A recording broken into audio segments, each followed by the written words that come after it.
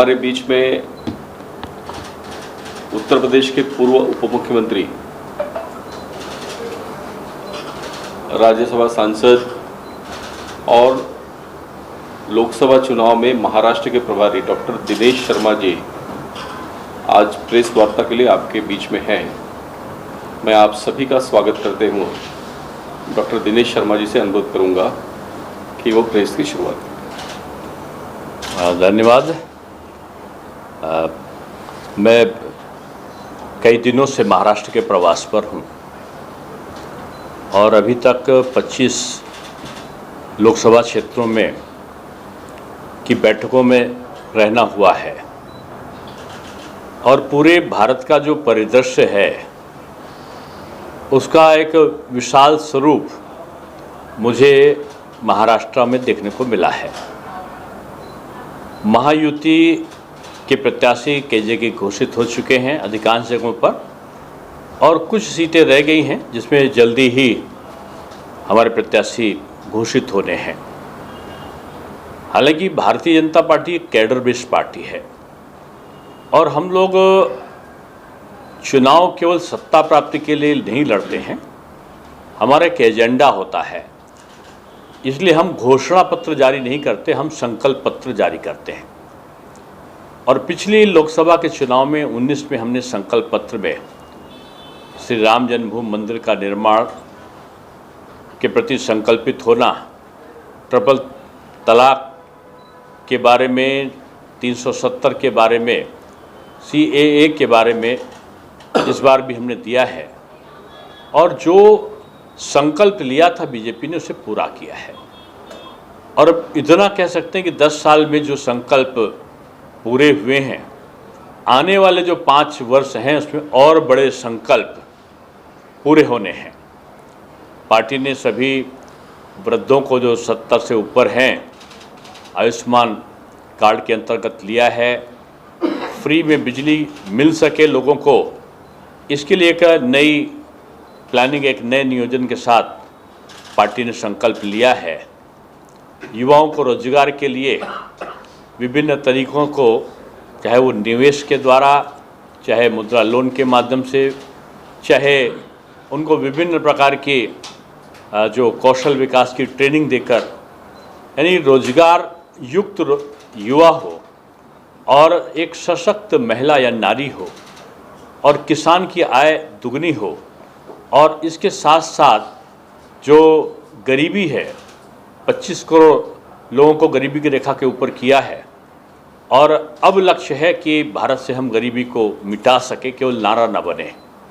महाराष्ट्र की स्थितियां अलग हुई हैं और उनका कारण है कि 2019 में उद्धव जी ने अपनी जो उनके पूज्य बाला साहब ठाकरे जी जो नीति और जो संकल्प लिए थे उसको तिलांजलि देके उन्होंने कांग्रेस का चोला पहन लिया और रामनामी और सनातनी चोला कहाँ चला गया उसे आज भी शिवसेना उद्धव गुट का कार्यकर्ता ढूंढ रहा है। उनके सांसद सदस्य चले गए, उनके आमदार चले गए और अब उनका जो मूल कार्यकर्ता और मतदाता था वो आज बीजेपी के कार्यों के कारण, क्योंकि बीजेपी ने जो बाला साहब के साथ में मिलके, ठाकरे साहब के साथ में मिलके बीजेपी ने जो काम किया था, उन्हीं कामों को, उन्हीं नियतों को बीजेपी ने नहीं छोड़ा और उनको लेकर आगे चले।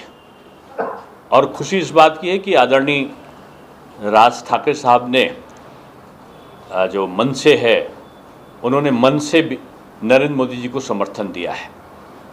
मैं समझता हूं कि उद्धव जी को अपने उन परंपराओं को और गौरव को सोचना चाहिए था।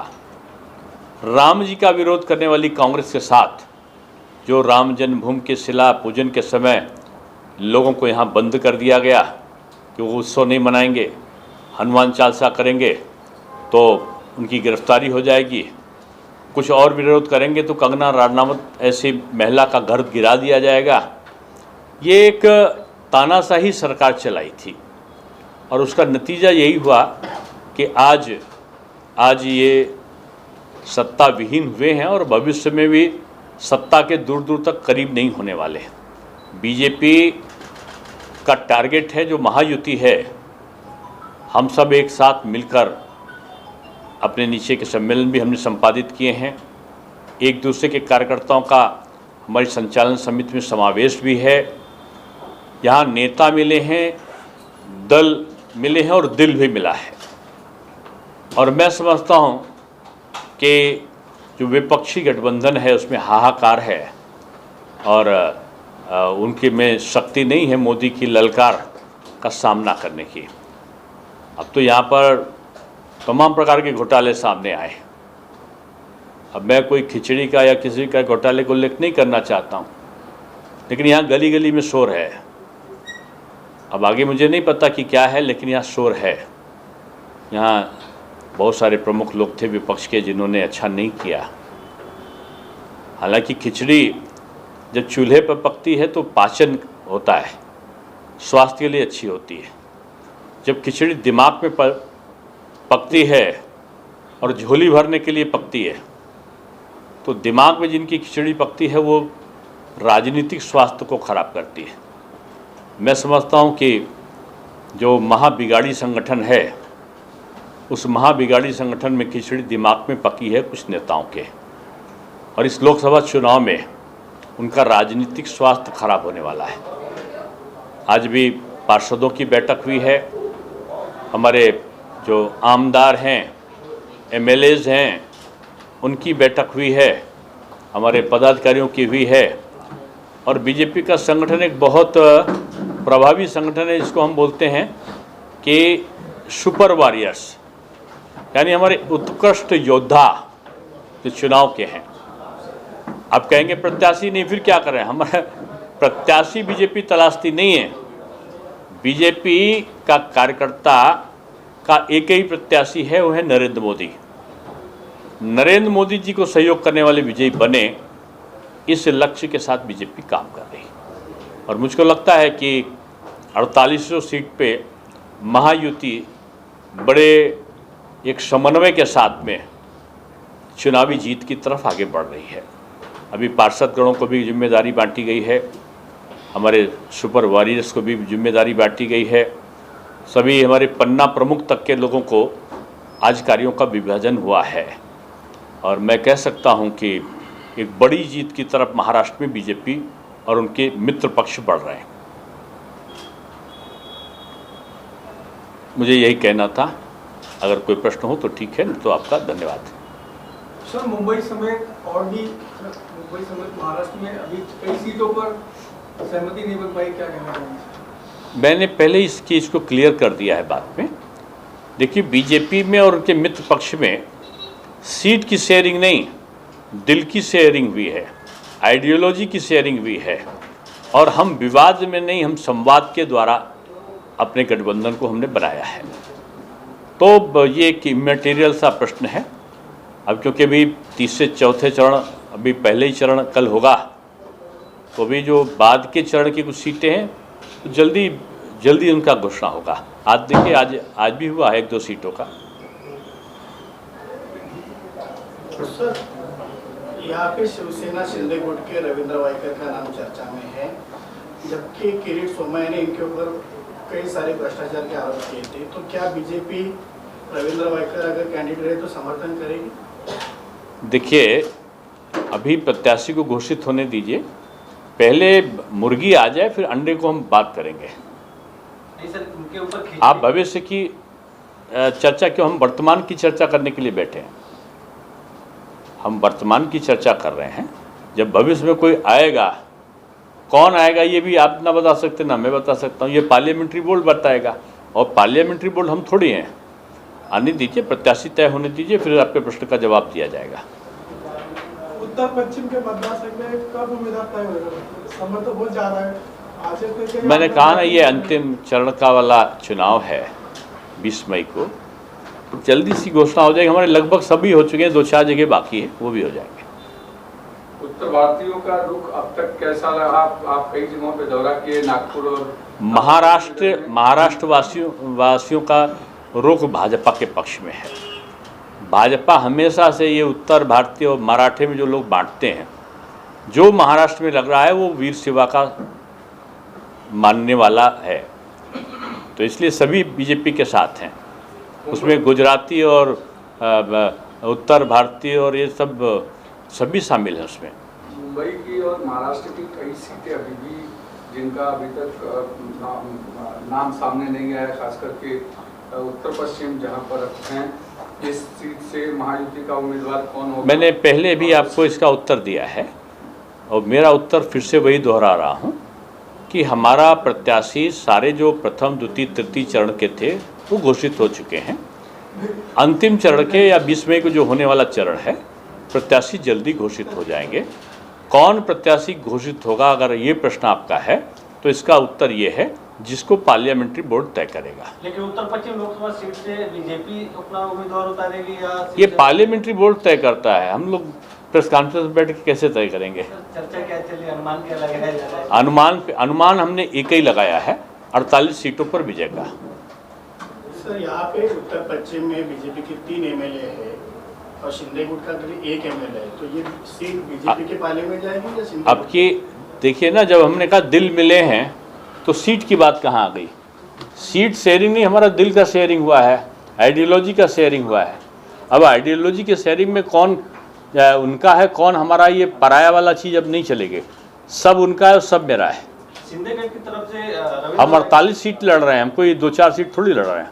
इस सीट को लेकर शिंदे गट बीजेपी बड़ा भाई है और बड़ा भाई अपने छोटे भाइयों का ख्याल रखते हुए अपने मोदी परिवार का, जो मोदी जी की जनता है, उसका ख्याल रखेगी। फिर भाजपा से तो उज्ज्वला मोड़क का नाम सामने आ रहा है दिल्ली से, इसके बारे में क्या कहेंगे? कहाँ से? हमारा जो पक्ष है भाजपा से उज्ज्वला मोड़क का नाम सामने आ रहा था जो दिल्ली से। अब मेरे सामने नहीं आया, अभी मेरे सामने आता है तो मैं आपको बताता हूँ। उज्जवल निगम की बात कर रहे हैं। मैंने उसका जवाब यही दिया है कि ये इस प्रकार का जो प्रश्न है वो उसका उत्तर केवल और केवल पार्लियामेंट्री बोर्ड दे सकता है। आदित्य ठाकरे ने आरोप लगाया कि बीजेपी के पास उम्मीदवार नहीं है, इसके लिए यहाँ पे अभी तक उम्मीदवार नहीं। अब शिवसेना उद्धव जी के पास तो एक ही उम्मीदवार है, वो है अपने पुत्र रत्न आदरणीय आदित्य जी। शरद पवार जी के पास केवल एक ही प्रत्याशी है, वो है सुप्रिया जी। सोनिया जी के पास केवल 2 ही हैं, प्रियंका जी और राहुल जी। अब तीसरे तो दामाद जी भी आ गए। उन्होंने जीजा जी ने कहा है कि मैं अमेठी से लड़ूंगा, अमेठी में टिकट मिलेगा तो वो चुनाव लड़ेंगे, टिकट नहीं मिलेगा तो घर में वो सास जी से और साले जी से लड़ेंगे। तो ये लड़ने वाले लोगों का कोई वो ग्रुप जो है वही महाबिगाड़ी गुट है, और जो महाबिगाड़ी गुट है उसका मुकाबला महायुति से है। महायुति मिलकर कर रही है और आप निश्चित मान के देखिए कि 48 सीटों में कई सीटों पर ये अपना पूर्व का आधार पूरी तरह खोते हुए दिखाई देंगे। एक सवाल यह है कि आज बारामती सीट से महायुति और महाविकास अघाड़ी दोनों के उम्मीदवारों ने नामांकन भरा है। शरद पवार ने उसे प्रतिष्ठा का विषय बनाया हुआ है। बीजेपी किस तरीके से उस सीट को देख रही है, क्योंकि बीजेपी के लिए भी वो एक चुनाव वहाँ पर महायुति की प्रतिष्ठा स्थापित होगी। परसों मैं बारामती था और दिन भर मैंने वहाँ का जो जोश देखा है कार्यकर्ताओं में, तो मैं इस तरह कह सकता हूँ कि महायुति अब तक लीड के मामले में लखपति बन चुकी है, यानी 1 लाख से ऊपर की लीड उसकी पहुँच चुकी है। जैसे जैसे चुनाव आएगा महायुति की प्रतिष्ठा बचेगी और महाबिगाड़ी ने जो बिगाड़ा है घर भी और दल भी, तो जनता उसको जवाब देगी। धन्यवाद। सर, बीजेपी के जो पारंपरिक मतदाता हैं उत्तर भारतीय, और इस गर्मी की छुट्टी में 10 लाख करीबन उत्तर भारतीय अपने गांव चले जाएंगे, तो इस वोट की कैसी पूर्ति होगी? आपने कैसे मान लिया? बीजेपी का पूरा महाराष्ट्रियन हमारा मतदाता है और उत्तर भारतीय बड़ा समझदार है। अब उसका घर यही है, वो गांव में चिंता करेगा लेकिन घर तो उसका महाराष्ट्र ही है। जी सर, वोट कम होंगे सर, कम बोलेगा? नहीं कम होंगे, वो बहुत समझदार लोग हैं। और उत्तर प्रदेश में जो अलग अलग चरण पे हैं, जैसे जौनपुर, ये जो आपका जिस क्षेत्र के लोग, हाँ क्या बोले शीतला? मैं क्वेश्चन किए कि छुट्टी का मौसम आने वाला है, तो ज़्यादातर उत्तर भारतीय मतदाता गांव जाएंगे, तो सर ने बोला कि बीजेपी मतलब उत्तर भारतीय मतदाता समझदार हैं। अरे वो यहाँ पे वोटर बन चुके हैं, यहीं वोटर देंगे, अब गांव में वोटर नहीं है। ये पूर्व जन्म की बात बता रहे हैं आप। अब वर्तमान समय में कोरोना के बाद योगी जी ने तमाम लोगों का रजिस्ट्रेशन वहीं कर लिया। जो वहाँ के रहने वाले थे ज़्यादातर वहीं अब रह गए, वहीं रोजगार मिल गया उनको, और जो यहाँ रह रहे हैं उनके वोटर यहाँ पर हैं, वो अपने मत का पहले प्रयोग करते हैं। उत्तर भारतीय गाँव नहीं जाएंगे, मतदान के समय यहीं रहेंगे, मतदान करके गांव जाएंगे। राज ठाकरे के बीजेपी में आने से उत्तर भारतीयों में नाराजगी ही कई जगह पे देखी गई है, क्या लगता है? नहीं, राज ठाकरे जी ने अपने मंतव्य को प्रकट किया है, और उनकी पार्टी में भी अगर आप देखो तो उत्तर भारतीय विंग है, और अगर आप एनालिसिस करो, उन्होंने माननीय प्रधानमंत्री जी को जो समर्थन दिया है उसके पीछे उन्होंने कहा कि बाला साहब ने जिस तरह सनातन की और हिंदुत्व की और भारतीय संस्कृति और परंपराओं के रक्षण किया था, वो मोदी जी कर रहे हैं। अब इस चीज़ को उद्धव जी को समझना चाहिए। तो सर उत्तर भारतीय कल्याण की घटना भूल जाएंगे? मनसे ने जो कल्याण की देखिए, भविष्य अच्छा हो इसकी तरफ सबको मिलकर चलना है, और बीजेपी सबकी चिंता करके चलती, सबको मिलाकर चलती। इसीलिए बीजेपी सबको साथ लेके चलती कि सबके साथ अच्छा हो, किसी के साथ कोई गलत ना हो। और यहाँ पर वो लोग महाराष्ट्र का हित नहीं चाहते हैं जो उत्तर भारतीय और महाराष्ट्र के लोगों के बीच में दूरी पैदा करना चाहते हैं। जो महाराष्ट्र में रह रहा है वो वीर शिवा की संतान है, और छत्रपति महाराज शिवाजी महाराज की जो आन बान शान है वो महाराष्ट्र नहीं पूरे भारतवर्ष की है। इसलिए यहाँ का हर व्यक्ति उनको अपना आराध्य मानता है। अब तक आपकी इतनी सारी बढ़ावा जो बैठक हुई है, जितनी रिव्यू मीटिंग्स हुई अलग अलग प्रभागों में, उसमें अब तक क्या चीजें देखने को मिली है कि कितनी ये मंथन हुआ है, हमारा विचार मंथन हुआ है, और मंथन में 48 सीटों की जीत का अमृत निकला है, और उसमें ये उत्तर पश्चिम जीत में तो अमृत बहुत ज़्यादा मिला है हमको। लेकिन पूनम महाजन का अमृत अभी मिलेगा उस सीट? आप नाम लेते हैं, हमारी पार्टी के वरिष्ठ लोग हैं, और उनका पार्टी के प्रति और पार्टी का उनके प्रति एक पारिवारिक परिदृश्य में रिश्ता है। इसलिए बीजेपी में जैसे मैं उप मुख्यमंत्री था, 25 तारीख को मैं उप मुख्यमंत्री मार्च में नहीं रहा 2023 में। आप मेरा अगर उठा के ट्विटर और देखिए, 26 तारीख से मेरे दौरे लग गए, और मैंने पूरे प्रदेश नहीं पूरे भारतवर्ष में भ्रमण किया, कार्यक्रम लगाया, पार्टी के लिए काम किया, मोदी जी के लिए काम किया। दायित्व का परिवर्तन एक सहज प्रक्रिया भाजपा में होती है, किसको इसमें हटाने की प्रक्रिया नहीं होती है। इसमें एक व्यक्ति को किसी से पहले हमको राज्यसभा का सांसद बना दिया गया, उसके बाद आज जो पूरे राष्ट्रीय हमको संयोजक बना दिया गया, जो विस्तारक योजना थी लोकसभा चुनाव लड़ाने की, अब एक नया दायित्व दे दिया गया कि मैं महाराष्ट्र का चुनाव लड़ाने का प्रभारी बनूंगा। तो बीजेपी दायित्व परिवर्तन करती है, किसी को पद से मुक्त नहीं करती, पहली चीज़ है। धन्यवाद सभी मित्रों का धन्यवाद।